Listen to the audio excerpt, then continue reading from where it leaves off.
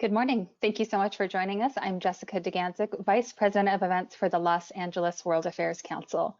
And we are thrilled that you are here today for our Q&A with the filmmakers of Who We Are, A Chronicle of Racism in America, with co-directors Emily and Sarah Kunstler, and the film's writer and key subject, Jeffery Robinson.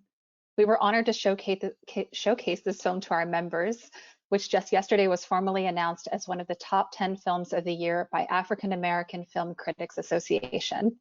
Film screenings like these are an exclusive benefit of becoming a member of the Los Angeles World Affairs Council and Town Hall. And so if you'd like to take part in our future screenings, please visit our website at lawacth.org. Today's discussion will be moderated by Adilifu Nama, Professor of African American Studies at Loyola Marymount University, Bellarmine College of Liberal Arts. And for our audience, we'll be taking your questions in about 35 to 40 minutes. You can submit your questions by entering them on the question section on the control panel, which is on the right-hand side of your screen. And I will get to as many of those as I can. Professor Nama, Emily, Sarah, and Jeffrey, thank you so much for joining us today. I'll turn this conversation over to you and join you in about 35 to 40 minutes with some questions from our audience. Thank you. All right, good morning. And let me introduce myself officially, Professor, as I kind of wait for everyone to come online. Great, excellent. We have everyone here. We have Jeffrey, the center, the showpiece of this, as well as the directors and editors. And I'm going to dispense with kind of like filling each other out in terms of if this was a prize fight, and we're going to let's get right in here and start throwing these haymakers, and because that's what people want to see. They don't want to see us do pity pat. They want to see us get in here and mix it up and be real. And one of the things that I want to comment on as you situate yourself, in terms of when I viewed the documentary, is the level of compassion, and for me, what really stood out, the level of patience that I saw exhibited by Jeffery. And I'm telling you, there are particularly a scene in there when we're talking about the Confederate flag, where it reminds me of my grandmother. She would say, because the scene to me, it tested the last good nerve that I had, trying to maintain a level of civility. And I just laughed because my mother used to say that all the time. You are on my last good nerve, and if you go past this, you don't want to get there. And I saw the last good nerve, and I shout out to my people, last good nerve being tested. And so I want to frame that as I move into this question, because that's a personal conviction, a personal kind of a sensibility you have to stand in the midst of that and to be honest and sincere with talking about race to white folk and other folk. But then I want to bring in terms of from a director's standpoint, that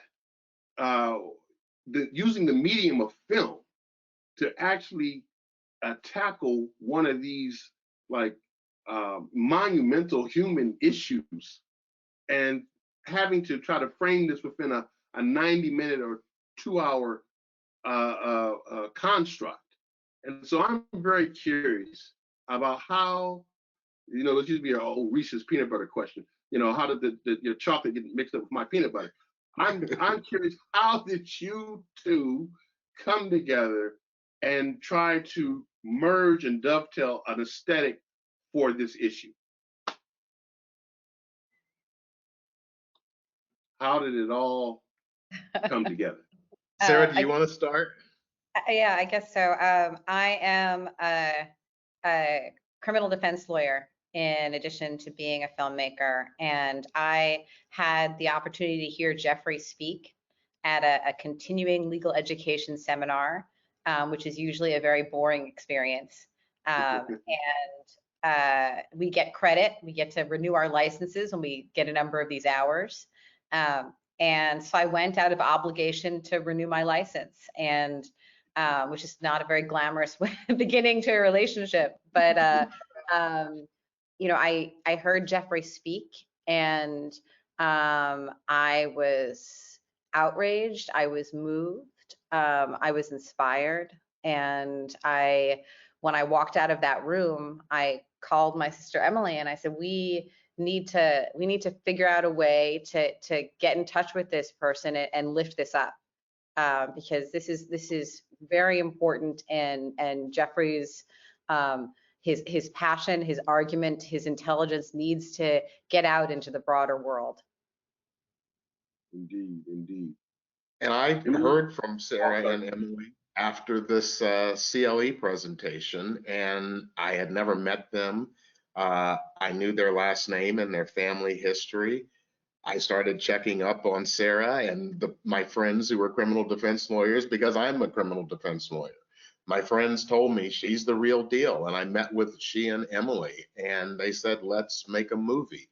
This was April of 2017, and I was laughing at that point, but Juneteenth 2018, we were in Town Hall Theater in New York City with a packed house and 6 or 7 cameras, and we filmed a version of my presentation, and then we went around the country with me doing presentations and with us having the privilege of talking to the people who appeared in the film.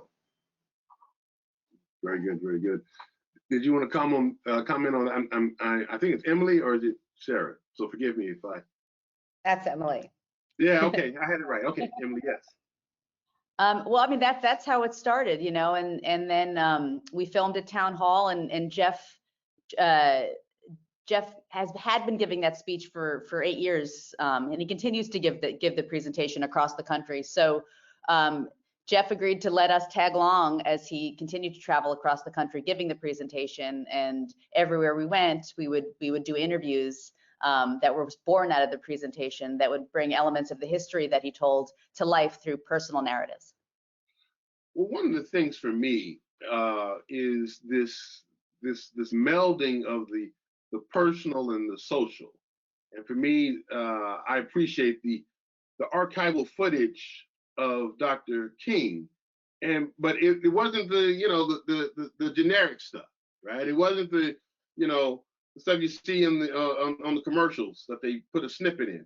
This was like some King I had seen, but you don't see a lot of. And so I was really interested in how you juxtapose and trying to bring kind of like a real social critique and context, and melding it with this personal kind of narrative. And for me, Jeffrey, I'll speak. If somebody says they're going to make a movie, I'm laughing. I mean, yeah, right, okay. So so built into this whole combination of the social and the personal, my whole thing is like, were you concerned about making sure that they got your good side, right? I mean, we all have our, right? And so, well, that's an interesting story, because there were many people as we got further into this who were very concerned about whether I was quote unquote protecting myself. And what people didn't understand is that Sarah and Emily came to me. We didn't know each other, and we had to build trust among the 3 of us for this project to end up the way it did. And one of the first things that I took very clear note of is in our first conversation, this movie is yours. You will own it. You will have the final control over what's in it or what's not in it. Now, I didn't edit this film. I still don't know how Emily did what she did with this film, but they would show me stuff and we would talk about stuff. And so it's not like I had any role in editing the film, but they made it clear if there is something that's in there that you feel is not your voice or that you don't want, then it's coming out.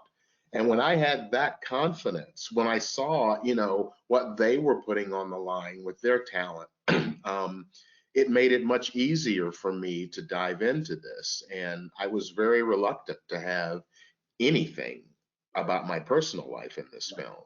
But Sarah and Emily convinced me that just like the other people we went around interviewing, there were things that happened in my life because of how old I was and where I grew up that that meshed with the story in the film. Indeed, indeed. Did any of the directors wanted to comment on that as well? Well, both Sarah and I recognized early on that Jeff's a storyteller, right? And he would tell us all these stories about his upbringing, his childhood that we were fascinated with, you know. And we knew early on that we really wanted Jeffrey's story to be one of the threads in this film. That, you know, the audience would ask the question, why him? You know, I mean, why is he the person who's up there telling us this history? And want to get to know him and have him be vulnerable in a way that makes him more available to an audience. So the fact that Jeffrey trusted us enough to incorporate some of his story meant the world to us. Let me ask you. I'm sorry, go. Some of it was already, I mean, you know, Jeff gives us a lot of credit, but a lot of it was already there. I mean, Jeff is a very generous presenter, right? He gives of himself. When I heard him for the first time, what struck me the most was that I felt like this was a person who was reaching out to me and saying, this is a history that has been stolen from all of us. And it is our obligation together to reclaim it and reckon with it. And he already was bringing in his personal story to disarm, to build trust, to bring the viewer in. And it's okay that you didn't know this information, and that you weren't taught this information, and that we're all going to go on this journey together to learn this and regain this history. Indeed, indeed. Here's the question here now. So you've done this. You've seen what you have seen. Who are we? Who is America?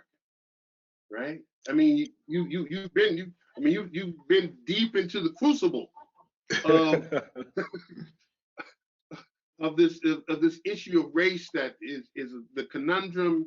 It is a specter. It is a haunting of our public consciousness, of our history, of even our humanity. And so, what did you find out? Who are we? You know, it's an interesting. We had a lot of conversation about the title, and who we are can be a statement and it can be a question. And I think right now it's a question.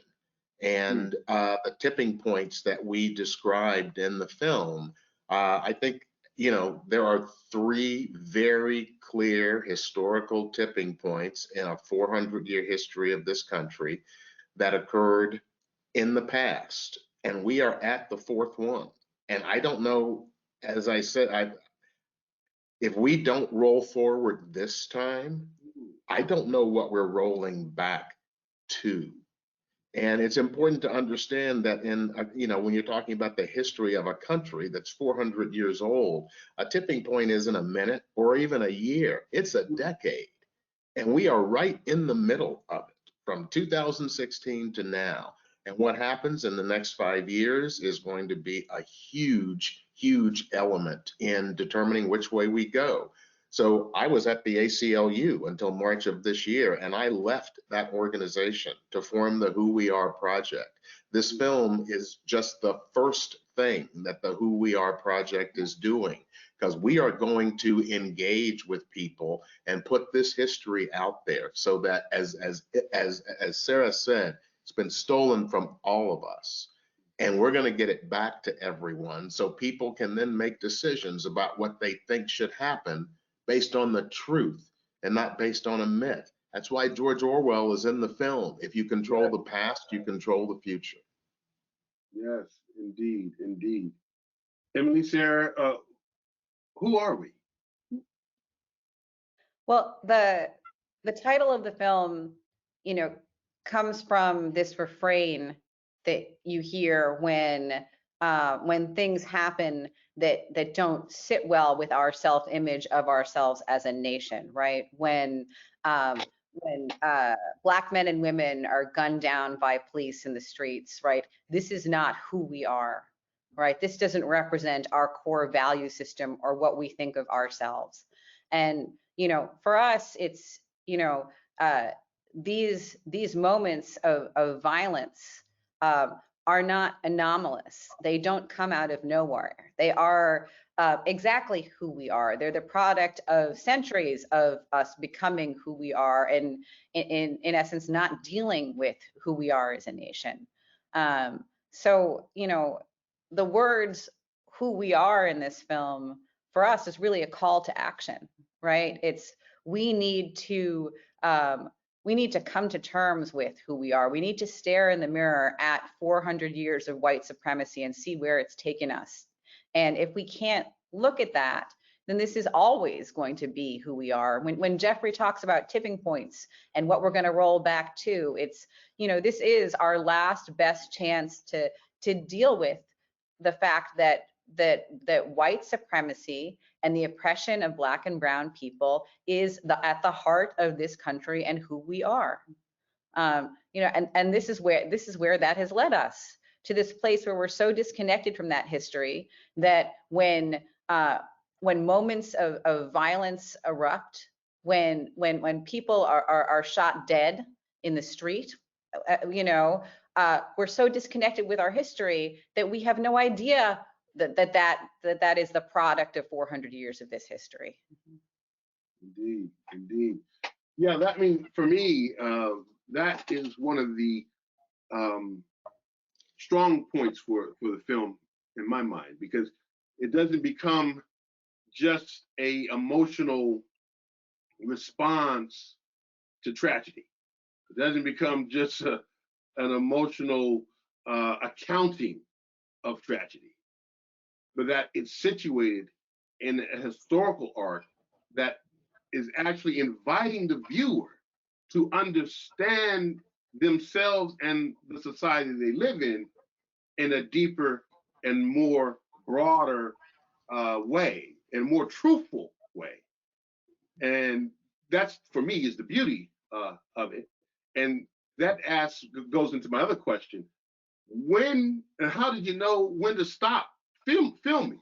At some point, you got to be like, because this is a big topic, right? So at some point, I mean, this is one of those types, like A Heart of Darkness. You need a documentary of the documentary. So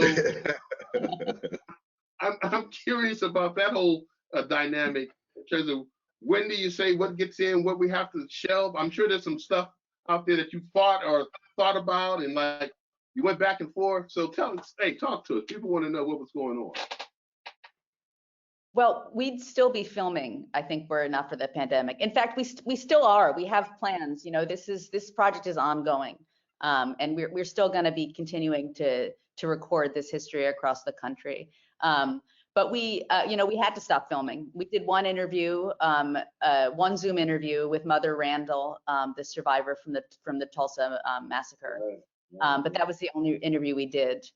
So we had to make a film out of the footage that we had. We didn't even use it all. I mean, you're right. We had to make some hard choices, and a lot of those choices were made based on a desire to tell stories or to tell history from a perspective that hadn't been heard before, to bring voices to the table that were unheard of. So we knew we wanted to talk about King and the I Am a Man march, and his last speech, and the events that led up to his death. But we decided to do that through the story of Larry Payne, who had been murdered by a police officer in Memphis, a story that had been lost to history.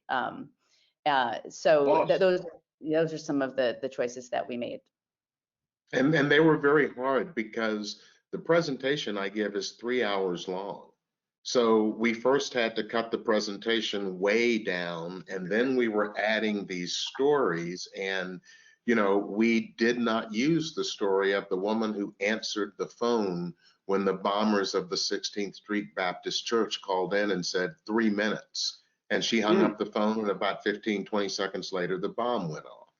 We didn't use the interview of the pastor from Mother Emanuel Church in South Carolina, where Dylan Luft slaughtered all of those people. We didn't use an interview of one of the striking sanitation workers who was almost 80 years old and was still employed. And one of the things he was proudest of after talking to us about, and I remembered this stuff because, you know, I was 11 years old when this stuff was happening. And I remember the sanitation workers walking around with those 10 metal buckets on top of their heads and with gloves on sometimes and not. And he talked about how people would call them filthy and dirty. And he was so proud that the supervisor of his entire division was his son.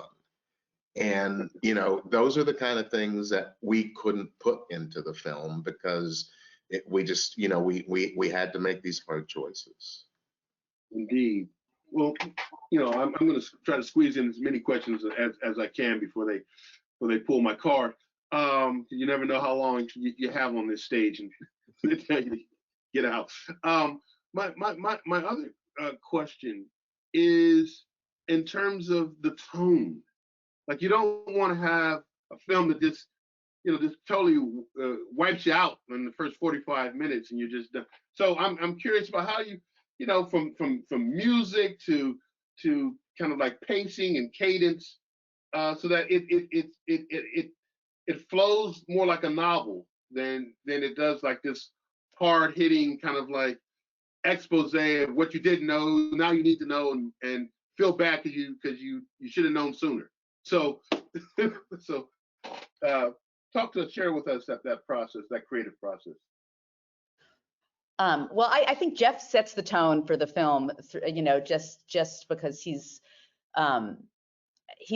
such a generous speaker, and he really welcomes you in.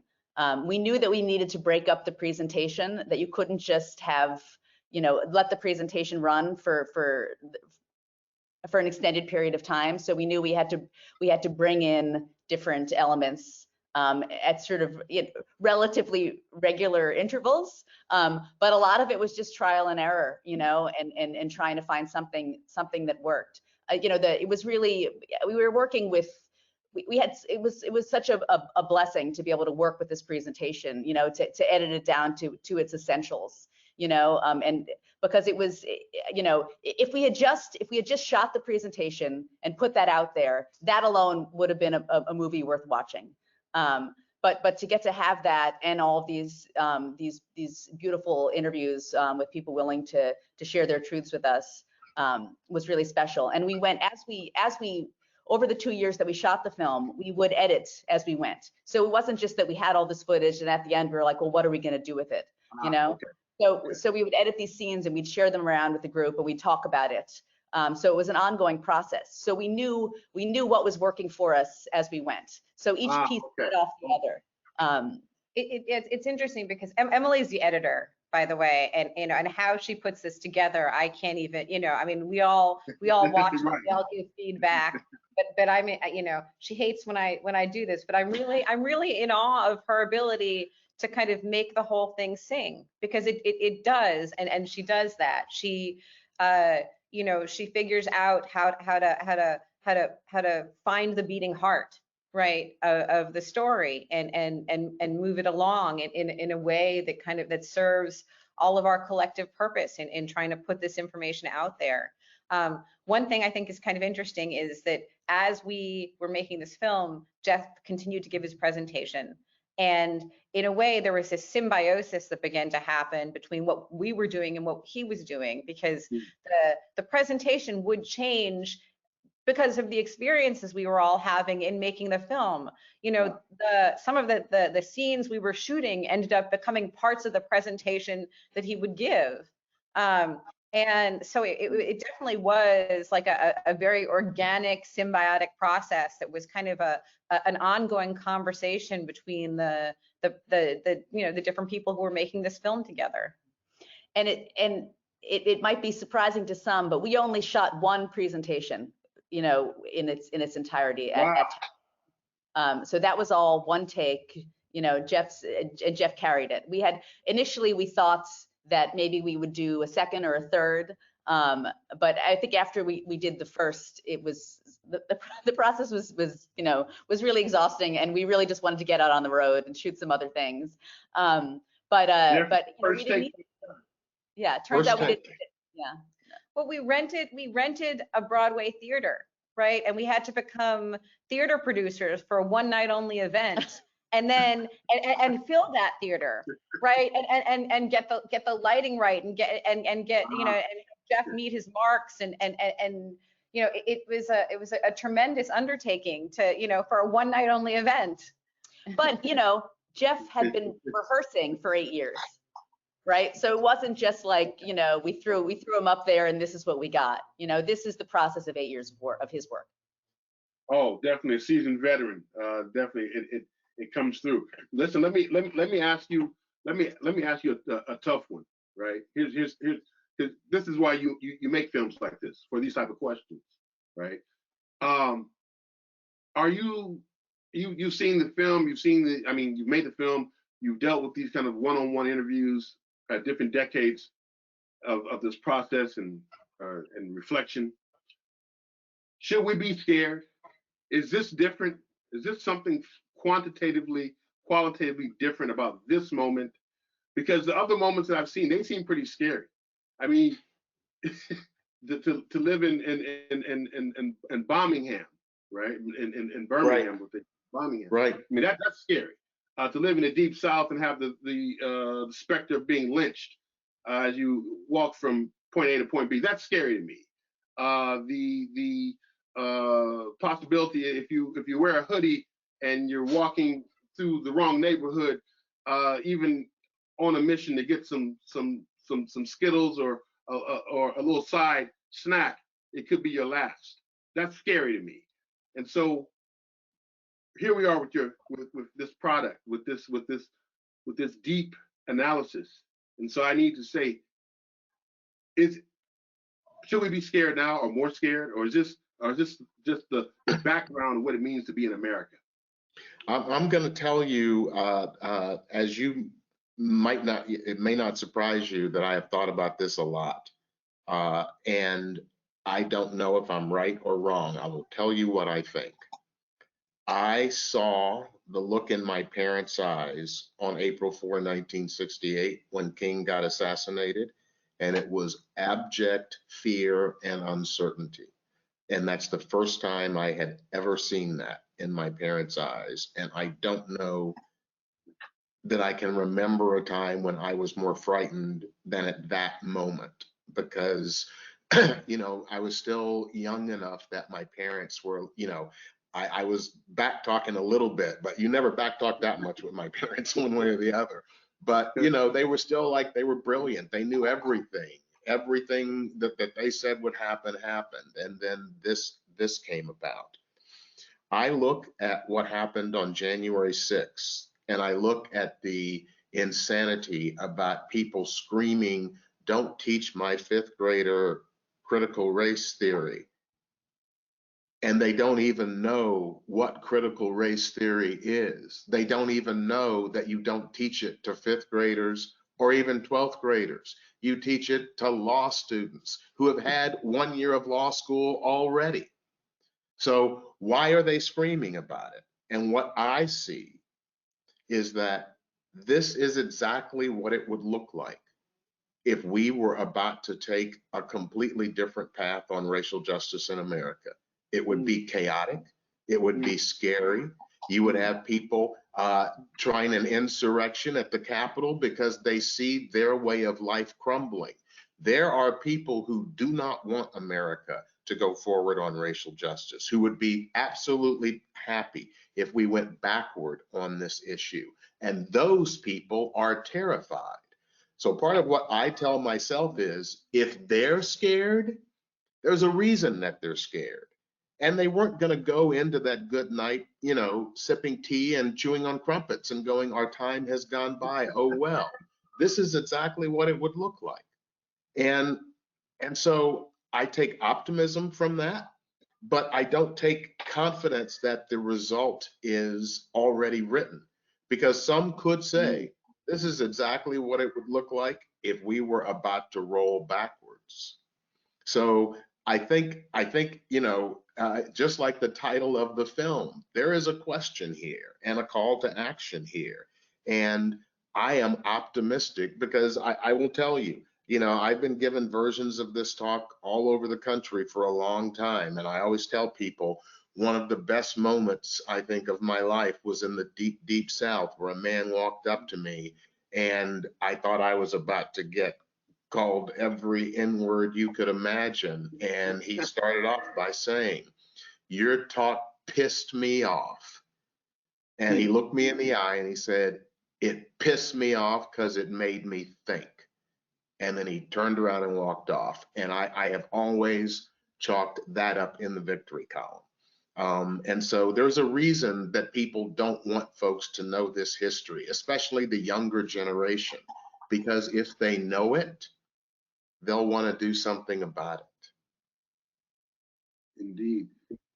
Emily, Sarah, and any thoughts on how scared we should be, how concerned we should have? I think we need to, we need to fight against fear here, right? I think it's fear that is keeping, we have parents in this country who are scared of this information, right? And they're scared of their children having this information because, particularly white children, that this is going to make white children feel bad about themselves. So they can't learn this history. And I don't think that's what learning this history does. I mean, I'm a white person. I'm also a parent of white children, and learning this history. I want my children to learn this history because, if they don't learn it, they won't have the tools that they need to participate in our collective liberation from racism. Right. So I think fear. We need to figure out as a nation how to make it okay to reckon with this. I mean, that's one of our goals with this film is to make it okay to reckon with this history. Mm-hmm. And so I don't, I have fear. There's of course there's always fear, but this is a moment to push past fear. And to reach a hand out to other people who are afraid too, because the only way we're going to get through this is together. Yeah, I think if I could just say one thing really quickly. Go ahead, Emily. I'm sorry. Go ahead. No, just that, the fact that this film, could possibly be banned in schools across this country, I mean, that's the movement, and that watching this film is essentially becoming a revolutionary act, but not knowledge is liberating. It's, I mean, that's how we should embrace it. It's not, we shouldn't be frightened of it. It's this knowledge that's going to set us all free. And that's, oh, go ahead, Jeffrey. You said you were going to say something. I'm sorry. No, I was just going to say that the whole fear thing is, I'm usually telling people, if you want to dig into these issues, you're afraid that you're going to say something that will make you sound racist. You're afraid that you're going to get angry. You're afraid that somebody's going to get upset. You're afraid that it's going to be difficult. And you just need to relax, because all of those things are going to happen. And so once you just embrace the fact that it's going to be difficult, it's like, when you go for a root canal, it's going to hurt, but you do it anyway because it's better afterwards. So this is just the fear. I agree with Sarah. The fear is just like, this is not the moment for fear. This is the moment to get past that, because we have let fear stop this conversation at every other tipping point in American history. We can't afford that this time. Indeed, and I'm that's why I'm glad you picked up on my purposeful use of that word fear, because I definitely detect a similar type of perspective, and certainly we need to push past this in a different type of way, where knowledge is literally power these days. And so, which brings me to you really brought me to where I want to go in terms of contextualizing this film now, in terms of the fear of knowledge, of information that is not soothing to our national psyche.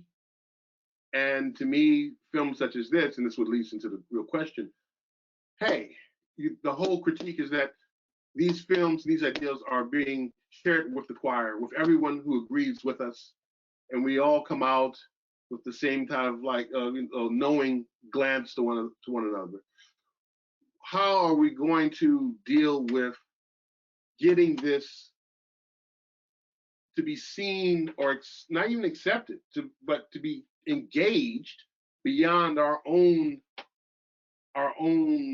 yards, our own homes, our own communities? And I'm not saying we're going to convince the Grand Wizard of whatever to put down his robes and throw away his kerosene. I'm not saying that. But where would you like this to try to make inroads? Is it the youth? Is it people who are on the fence? Talk to me. Who's our audience? We actually have a very detailed plan for this at the Who We Are project, and Sarah and Emily and Off Center Media are a critical part of that plan. And the plan is that this information makes people go into cognitive dissonance. When people are like, oh, it's not true, and I'm saying in the film, don't believe me, go to the original source document and read it for yourself. Anybody that goes and looks at the Texas secession statement will be horrified by what's in that statement. And it is what it is. And so the Who We Are project is looking at this as, in the next 5 years, the goal we want to accomplish is to make this information mainstream. Because once it's out there and in the public, you can't pull it back. And we have done a great job in America of making sure it didn't get out there. But that's one of the things about the time that we live in right now. We've got the internet. You don't have to go to the library and look through reference cards to find a book. We've got the internet. And I'll give you an example. The Who We Are project has identified 3 areas: schools, I mean pre-K through college, community groups, from religious groups to the Rotary, and government and corporate officials and offices, where we can go in and give this history and give the history that is specifically geared toward the industry or the group that we're talking about. So, you know, we could put in a whole lot of information about the medical institution in this country and the AMA and how racism has impacted that. We could do the criminal legal system. We could do housing. We could do education. So there are all kinds of ways depending on who we're talking to. And the thing about the CRT stuff, I see this as an invitation. I see this as a blessing, because there will be lawsuits against those states that are passing these laws. But, you know, I'm going to steal something from Sarah, who says school isn't the only place that you can learn. And I know she has something to say about this, but I will tell you, one of the things that we're looking at is we want to go to the state with the most strict CRT law and find the biggest city in that state and find the biggest auditorium in that city. And then we'll go to the Boys and Girls Club. We'll go to the student groups. We'll go to the YMCA and the YWCA. And we will tell the students, come on down to the auditorium on Saturday. We're going to feed you breakfast and lunch. We're going to give you pizza at lunch. We're going to show you a 2-hour film. We're going to show you original source documents that demonstrate the history of our country. And this is the kicker. We're going to show you what your teachers are telling you you can't learn. Anybody that has ever raised a teenager knows the quickest way to get them to read something is tell them that it's taboo. I see this as an invitation about how we are going to take this information and have an incredibly broad impact in the next 5 years.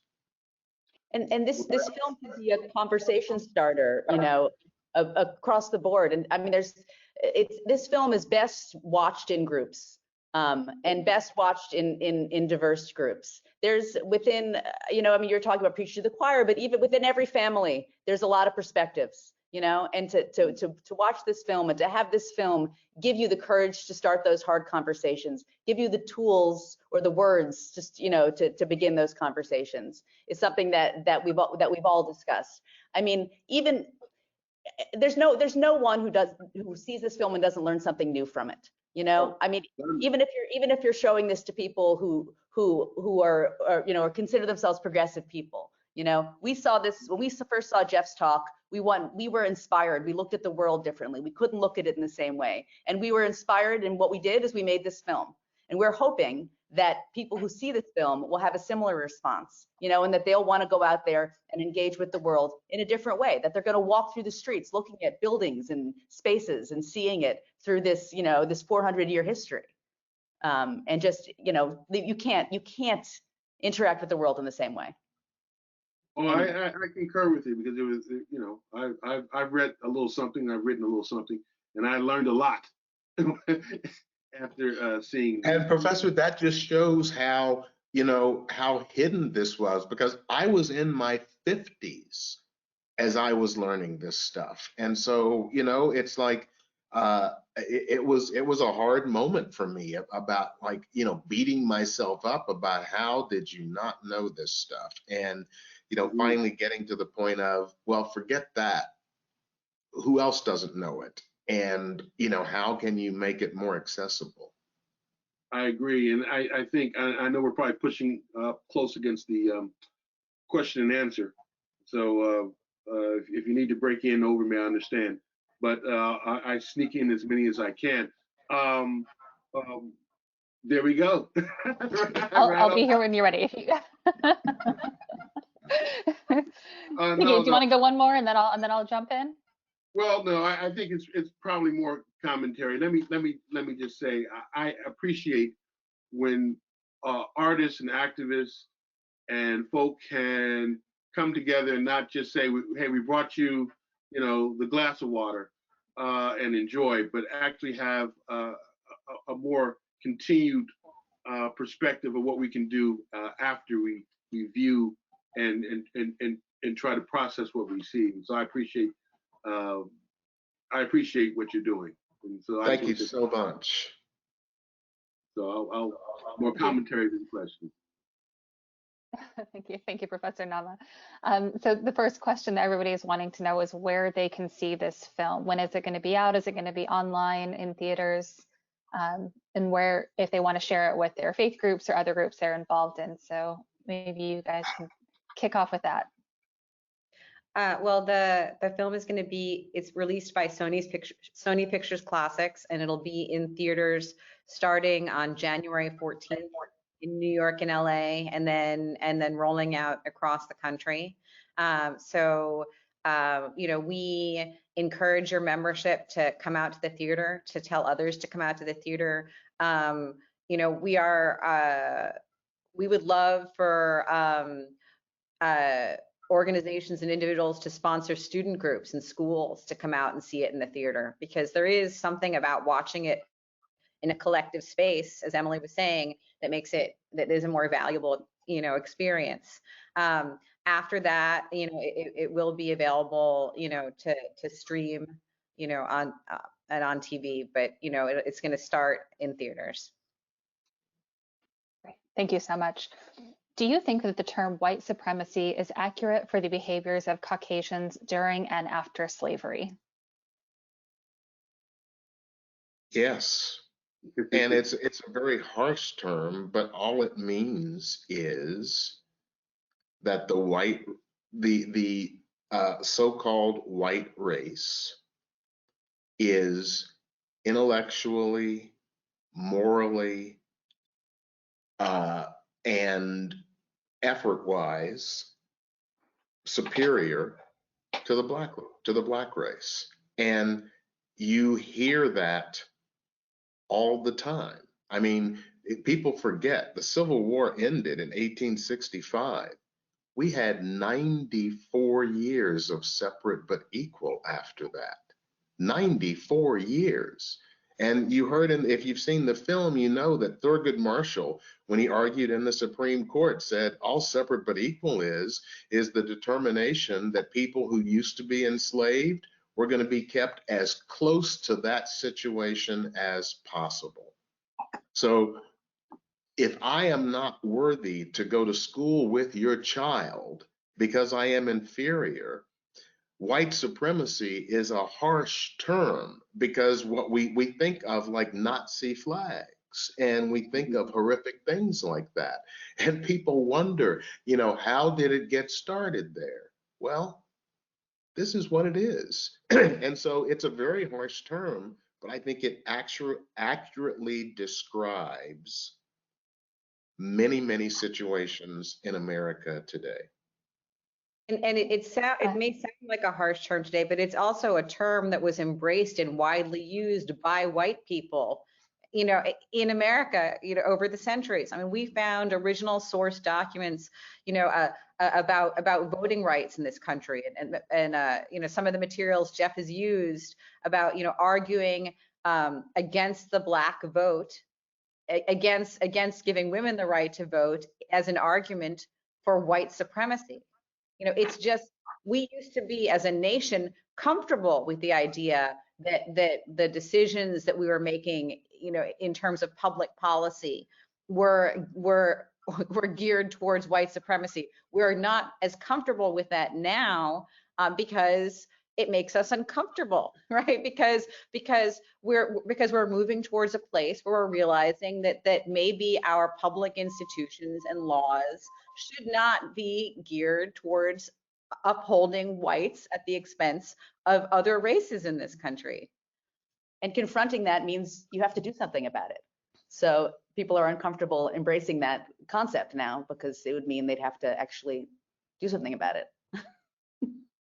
And if I could wait just for a hot minute, also it's white supremacy. I mean, we could talk about in terms of male supremacy that happens before women have the right to vote and they get the right to vote. We're still dealing with male supremacy, right? And that doesn't mean that every you as a person, as a male, you feel like I'm a male supremacist, but you're part of a system that doles out privileges based upon one's gender location. And so when we talk about the white supremacy, you may not feel like, hey, I'm not a white supremacist.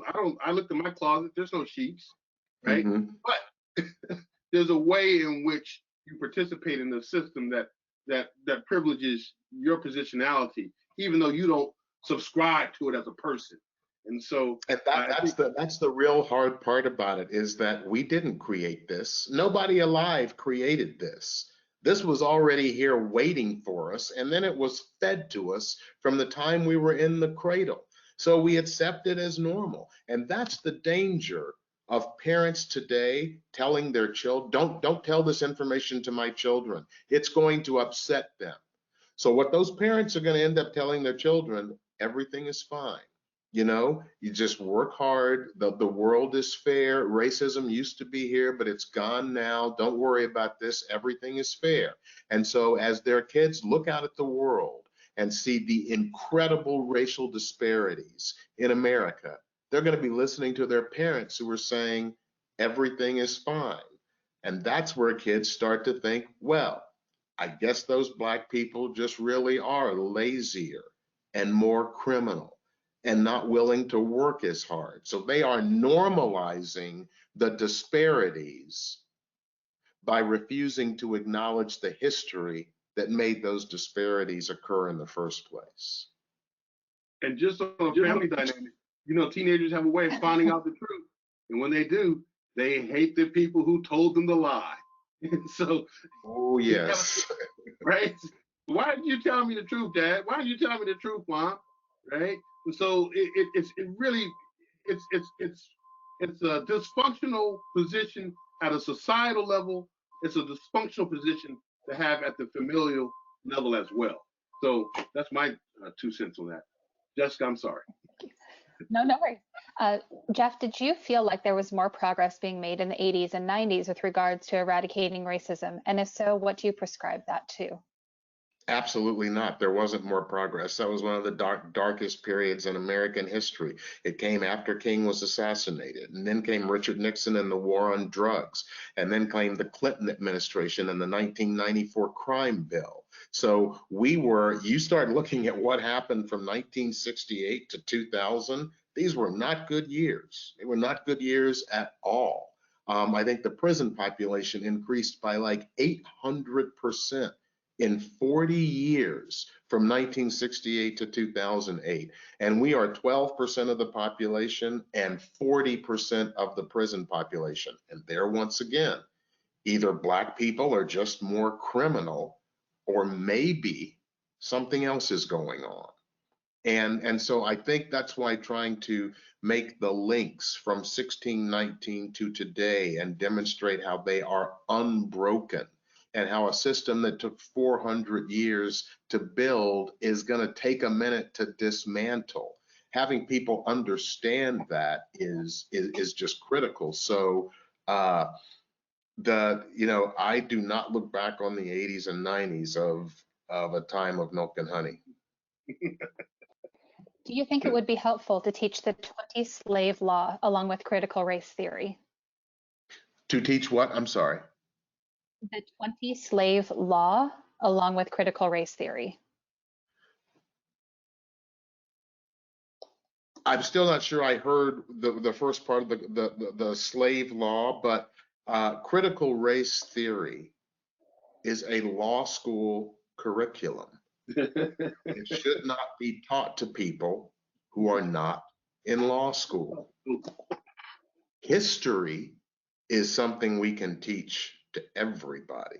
And I've seen people comment and say, if Ruby Bridges could get walked into school by US Marshals because white people were screaming the N-word at her, if she could deal with that at 5 or 6 years old, then white children who are 5 or 6 years old can deal with understanding that and thinking about it and thinking about whether it was a good thing or not, and thinking about whether they'd like for that kind of thing to continue or not. So I think when we talk about education outside of law school, take critical race theory off the table. No one is trying to teach that.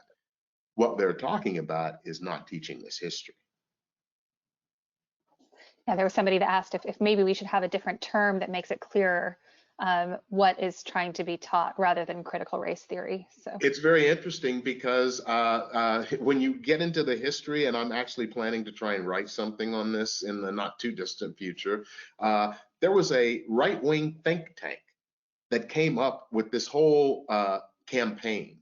And there are memos where people are writing, take critical race theory, and we're going to use that term, and anything having to do with race, we're going to call critical race theory. So teaching you about Rosa Parks not getting out of her seat on the bus, it's critical race theory. Look at the books that are being banned under critical race theory. This was an intentional, deliberate campaign to attack any attempts to teach our true history. So when I confront this, I have one question.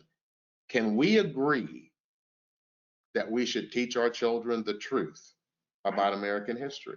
Yes or no?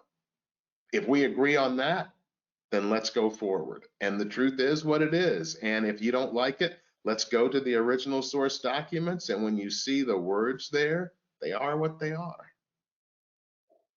well, when you have your book come out, please let us know and we'll bring you back to do another program. Don't lose my email address. All right, our next question. Movements like Black Lives Matter have made great strides in bringing awareness to these issues, but at the same time, Black on Black violence is still occurring at levels that should make all of us focus on addressing it urgently. What are your views on how best to support Black communities that are seeing increased levels of violence and crime targeting them, while also addressing issues of criminal justice reform? I think it is an important question, but I want to start with the premise. There is no such thing as Black on Black crime. Have you ever heard white on white crime? Do you know that 85% of all white people killed in America are killed by other white people? So if there is something that we designate as Black on Black crime, why don't we have the same designation for white on white crime? And oh, by the way, are there like school shootings and things like that, or there are a whole bunch of white kids that get killed, and yet we never hear that term? Crimes are often local events. And when you live in one of the most segregated countries in America, why would you be surprised that violence in a segregated community is primarily against the people that live in that community? So the whole concept of black on black crime is a myth. What we really want to talk about is, why do those communities have so many kids who have no hope of a future, who are not thinking 5 years down the road? As I remember from one of the rap songs back in the day, I'm 23 now, will I live to see 24? The way things are going, I don't know. If you can't look 5 years into your future for a life that's better, do you understand the devastation that occurs or can occur from that? And so I think it's really a matter of redefining how we think about crime and asking ourselves. This is like when we talk about white supremacy. It's black on black crime. Why is it never white on white crime? Thank you. Do You're you hitting a think couple civilian? of my red buttons, so I'm talking a lot. I apologize, but No, that's okay. That's good. Do you think civilian oversight commissions for law enforcement are useful or just lipstick on a pig? Sarah, what do you think? You've been living in New York City and seen the whole thing with NYPD. I mean, I think anything that gets civilians participating in an examination of how their communities are policed are a good thing. I think that we need to have that kind of participation. So I see there's ways in which communities can waive the existence of civilian oversight commissions and say, well, we have this, so we've done the work, right? And we don't need to, we don't need to do any more interrogation into what's going on in our communities because we have this this oversight committee. But I think that just the same way, I'm a lawyer, right? And I believe in jury service, and I believe in that level of participation in our criminal justice process. Because as a human being, when you sit there and have to sit in judgment of another human being, you begin to see things in a different way. So what makes me hopeful about civilian oversight is that when we as community members come, participate in that level of oversight, we start to see the way our systems are policed in a different way, and then possibly we come up with solutions that might not we might not come up with otherwise, because the only way we come up with different kinds of solution is by being engaged. I agree with that. I think that it's not a panacea. So, citizens review, and especially citizens with an idea about the history of their police department and policing in America, that can be a very effective part of the solution.